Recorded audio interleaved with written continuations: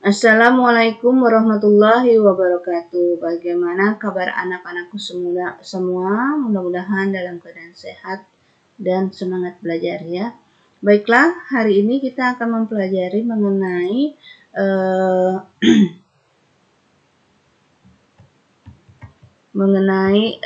fluida.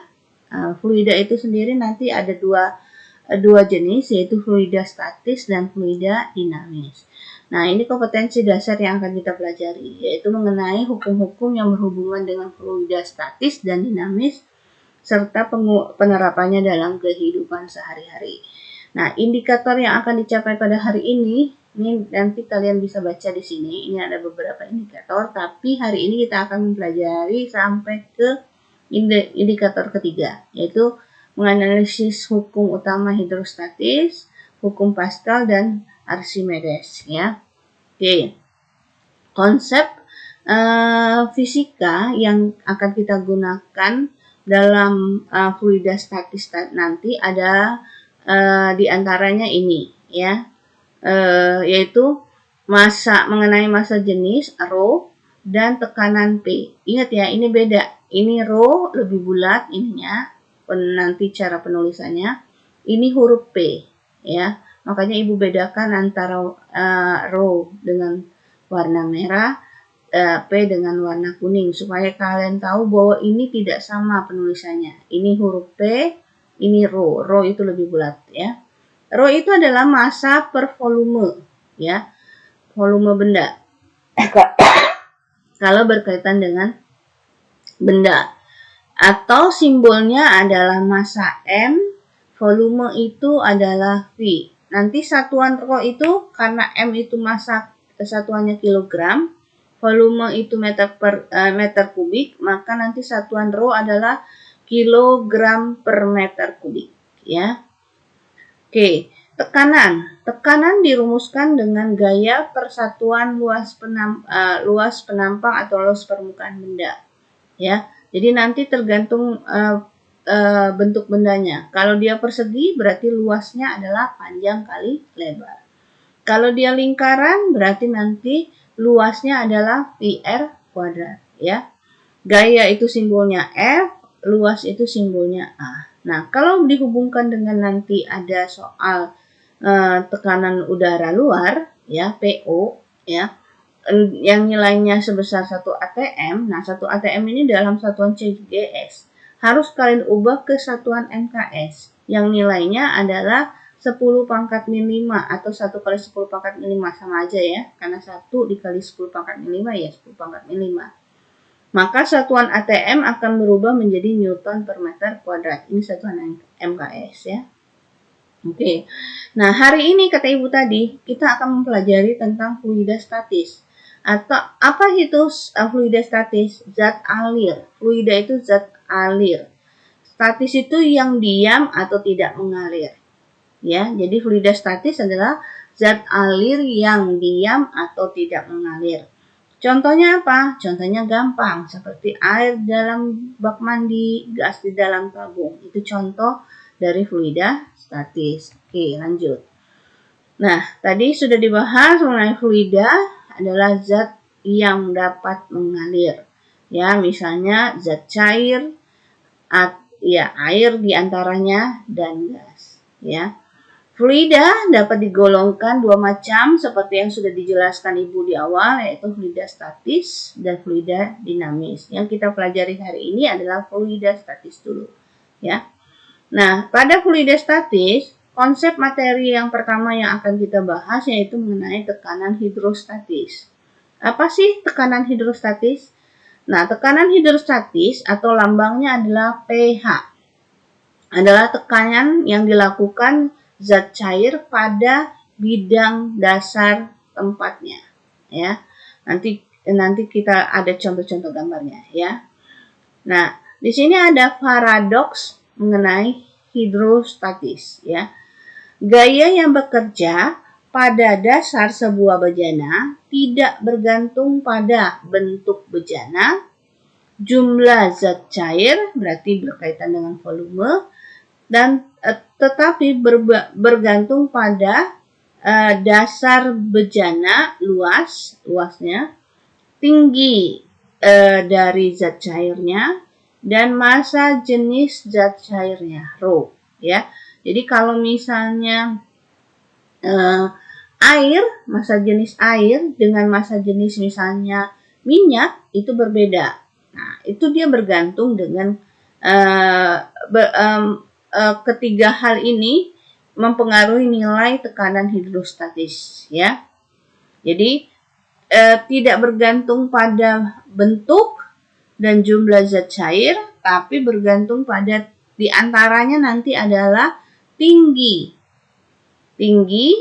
dan massa jenis zat cair, ya. Oke. Nah, ini ada gambar tekanan hidrostatis. Ada satu wadah, anggap aja wadah ya. Wadahnya seperti ini. Nah, bagaimana tekanan yang dihasilkan pada titik A, titik B, dan titik C? Ini satu bejana ya, satu wadah. Satu bejana itu satu wadah ya. Nah, tadi kata Ibu bahwa tekanan hidrostatis itu bergantung pada ada dua yang menjadi hal utama yang kalian harus ingat, yaitu tinggi permukaan zat cair dan massa jenis, ya, massa jenis fluidanya atau zat cairnya. Nah, ini kan karena diisi air dengan batasan yang ini, garis putus-putus, diisi zat cair, ya berarti zat cairnya satu jenis. Oke.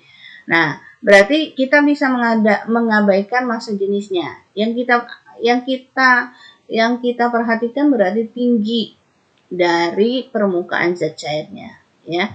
Berarti kalau ketiga titik ini, apakah nilai tekanannya berbeda atau sama? Nah, tekanan pada tiga titik ini sama. Ya, kenapa? Karena tinggi permukaannya sama. Jadi di titik A, tingginya dari sini sampai sini. Karena dia berada dalam satu wadah, ya. B juga sama, tingginya mana? Ya dari sini ke sini. Nih.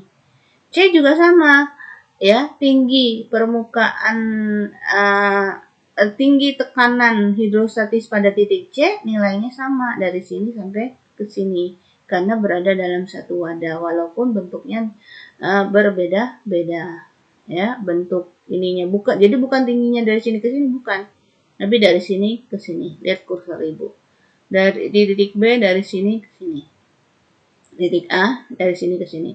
Nah, kalau ini kita geser, misalnya A di sini, B di sini, C di sini. Nah, itu baru berbeda-beda nilai tekanannya. Ya.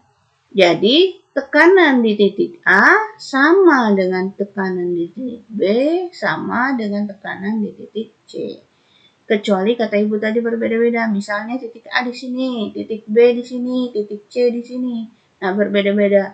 Mana yang tekanannya yang paling besar? Yaitu di A. Kenapa? Karena hanya semakin tinggi. Yang paling kecil yang mana? Yang di titik B. Kan tadi kan ini kita geser ke sini. Hanya semakin pendek. Nah, dari sini ke sini. Ini C di sini kan? Nah, dia di tengah-tengah. Berarti yang paling besar. Yang paling besar adalah tekanan di titik A. Lalu disusul dengan titik C dan titik B. Kalau ininya kita geser ke sini ya. Oke, yang ini ke sini. Atau sini. Oke, lanjut. Nah, ini ada lagi masih mengenai tekanan hidrostatis. Ini seolah-olah volume air di sini lebih sedikit dibandingkan dengan yang wadah yang kedua ini. Nah, jelas kalau tekanan di titik B dengan C nilainya sama, ya. Tapi lihat tinggi permukaan air. Tinggi permukaan air sama. Terus dasarnya juga sama, kecuali dasarnya beda ya, misalnya PA-nya di sini dasarnya, tapi ini sama. Maka tekanan hidrostatis pada titik A, B, dan C ini sama. Kenapa? Karena tinggi permukaan zat cairnya sama. Jadi nilai tekanan di titik A sama dengan tekanan di titik B sama dengan di titik C. Oke. Kecuali misalnya ini atau yang ini kita pindahkan misalnya di sini di tengah sini. Maka yang sama adalah A dengan C. Ya. Oke, paham? Bagaimana dengan tekanan di titik B yang kita pindahkan ke sini? Nilainya yang lebih kecil, ya. Oke, jadi tekanan yang paling kecil kalau kita pindahkan titik B-nya ke sini adalah yang titik B, karena tinggi permukaannya lebih pendek. Oke, nah ini masih dalam satu wadah, ya, tapi tekanan yang akan dicari pada titik yang berbeda. Ya, A lebih tinggi dari dasar ya, B dan C. Nah, ingat, menghitung tinggi itu bukan dari dasar wadah, ya. Bukan dari dasar bejana, tapi dari permukaan zat cairnya. Permukaan zat cairnya mana? Ini nih. Nih. Permukaan zat cairnya dianggap sama. Berarti A tinggihannya lebih pendek dibandingkan B. B lebih pendek dibandingkan dengan C. Jadi H yang paling besar adalah di titik C. Baru disusul oleh titik B. Terakhir adalah titik C. Berarti tekanan hidrostatis yang paling besar adalah C. Ya. Yang A lebih kecil. Nah, pakai tanda matematika yang begini nih. Apa tuh? Lebih kecil ya. Jadi tekanan hidrostatis di titik A lebih kecil dibandingkan dengan B, lebih kecil dibandingkan dengan C. Jadi dengan kata lain, tekanan hidrostatis yang terbesar adalah di titik C, tapi yang terkecil adalah di titik A. Oke. Nah, ini nanti ada latihan soal, tapi kita lewatkan dulu sebentar ya. Latihan soal yang harus kalian pelajari. Oke, tekanan hidrostatis, masih mengenai tekanan hidrostatis. Ini ada gambar mengenai, tapi ini nanti hubungannya dengan materi berikutnya ya. Kita pelajari dulu yang ini. Ini apabila ada tekanan udara yang luar yang mempengaruhi, ya. Nah, di sini bahwa tekanan hidrostatis pH itu dirumuskan dengan rumus Rho, ini Rho ya, bukan P, Rho kali G kali H. G sudah kalian ketahui bahwa G itu adalah percepatan gravitasi yang nilainya 10 meter per sekon kuadrat. Rho itu tadi adalah massa jenis. Massa jenis siapa? Bukan massa jenis benda, tapi massa jenis fluidanya atau zat cairnya. H itu berkaitan dengan ketinggian titik tekanan terhadap permukaan zat cairnya. Jadi kalau ini benda, tekanan yang dirasakan oleh benda itu hanya dihitung dari benda itu sampai ke permukaan zat cairnya. Ingat ya, bukan ke dasar bejana. Ya. Di mana Rho tadi bukan massa jenis benda, tapi massa jenis fluidanya. Ya, G tadi percepatan gravitasi. Nah, apabila tekanan udara luar mempengaruhi nilai tekanan hidrostatis, maka rumus tekanan hidrostatisnya, ya PT di sini maksudnya total ya, karena kan dipengaruhi oleh tekanan udara luar, adalah tekanan hidrostatis ditambah dengan tekanan udara luar tadi, ya PO tadi, yang nilainya kata ibu standarnya adalah 1 atm, ya.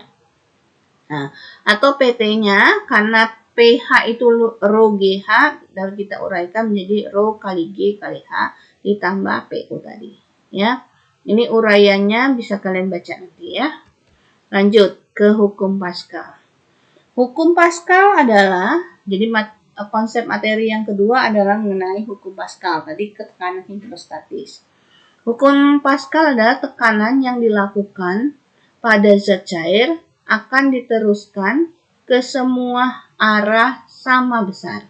Contoh aplikasinya misalnya semprotan semprotan racun nyamuk, ya, atau semprotan parfum, ya. Tekanan, ketika kita memberi tekanan terhadap semprotan tabung semprotan racun nyamuk gitu kan, maka tekanan yang kita berikan pada tabung itu akan diteruskan, yang diteruskan tentunya adalah zat cairnya, ya, ke segala arah dengan sama besar, ya, sehingga nanti zat cair yang berada dalam tabung akan keluar. Jadi tekanan kan tabung itu kan ada dua ini, maksudnya begini nih. Ini kan ada dua luas penampang, yang bagian kita beri tekanan, satu lagi yang keluar zat cairnya, ya. Jadi tekanan di sini sama nilainya menurut hukum Pascal sama dengan tekanan yang di titik ini. Kalau ini titik 1, ini misalnya titik 2-nya, ya. Tekanan P1-nya sama dengan P2. Nah, tekanan tadi yang awal kata Ibu, konsep awal yang kita pelajari, bahwa tekanan itu adalah gaya persatuan luas. Ya, kalau untuk tekanan pada permukaan luas penampang 1 berarti F1 per A1 sama dengan F2 per A2. Atau misalnya kalian pernah nyuci mobil, ya, atau menemani menyuci mobil di pencucian mobil yang mobilnya bisa naik, ya, bahwa ketika petugas pencucinya menekan tombol, itu berarti dia memberi suatu tekanan terhadap tabung dari luas penampang kecil, F1-nya lebih kecil, ya. Luas penampangnya luas penampangnya lebih kecil. Ternyata bisa mengangkat, ya, dengan gaya yang kecil juga bisa mengangkat bisa mengangkat mobil dengan gaya yang kita tahu tentu gayanya lebih besar, ya. Nah, ini konsep mengenai hukum Pascal. Soalnya akan kita bahas lebih lanjut pada pertemuan berikutnya. Terakhir yang akan kita pelajari mengenai hukum Archimedes, ya. Hukum Archimedes itu berkaitan dengan contoh aplikasinya seperti kapal selam, ya. Kapal selam itu bisa muncul ke permukaan air, bisa melayang di dalam air, bisa juga tenggelam di dalam air. Nah, benda di dalam zat cair akan mengalami pengurangan berat sebesar berat zat cair yang dipindahkan. Nah, ini mah gini maksudnya. Misalnya kamu isi penuh air dalam dalam gelas gas. Kamu isi gelas dengan air penuh. Lalu kamu ambil batu, ya. Kamu ambil batu, terus kamu ambil baskom di bawah air yang berisi penuh dengan gelas yang berisi penuh dengan air tadi. Kamu cemplungin batunya. Airnya akan tumpah ke dalam wadah tampung yang kamu sediakan. Nah, maka benda yang di dalam zat cair tadi yang kamu cemplungkan ke dalam gelas yang berisi penuh air tadi, beratnya sebesar berat zat cair yang dipindahkan. Jadi berat benda yang kamu cemplungkan ke dalam air batu tadi, nilainya sebesar atau sama, ya, dengan berat zat cair yang tumpah tadi, ya, yang tumpah tadi. Atau kalau di sini bahasanya berat zat cair yang dipindahkan. Oke. Nah, 3 keadaan benda di dalam zat cair. Yang kata Ibu tadi aplikasinya seperti ketika kapal selam tenggelam, melayang di dalam zat cair dan terapung di permukaan zat cair. Ya, ini gambarnya. Ya. Maka ketika benda berada di dalam zat cair, dia akan mendapatkan suatu gaya yang disebut dengan gaya ke atas. Kalian bisa juga praktek, misalnya gini. Kalian ambil batu, ya. Lalu batu itu kamu cemplungkan misalnya ke sungai kecil lah, ya. Maka ketika kamu merasakan di udara, berat batu itu misalnya 1 kilo, ya. Berarti berat batu sama dengan, karena berat itu dirumuskan M kali G, 1 kilo kali dengan gravitasinya 10, ya. Berarti 1 kali 10, 10 Newton. Berat batunya 10 Newton.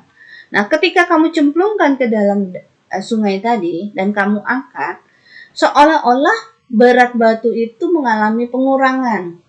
Tidak sebesar 1 Newton lagi. Kenapa? Karena ketika benda berada di dalam zat cair, maka dia akan mendapatkan bantuan yang disebut dengan gaya ke atas ini.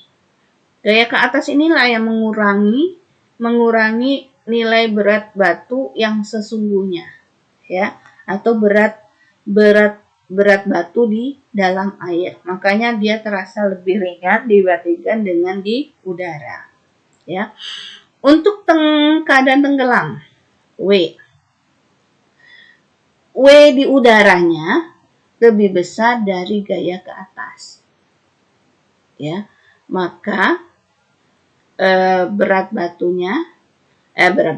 maka keadaan tersebut akan menyebabkan bendanya tenggelam. Atau dengan kata lain, massa jenis benda lebih besar dari massa jenis fluida. Z itu fluida, ya. Ketika dia melayang, nilai berat benda sama dengan gaya ke atasnya. Jadi pada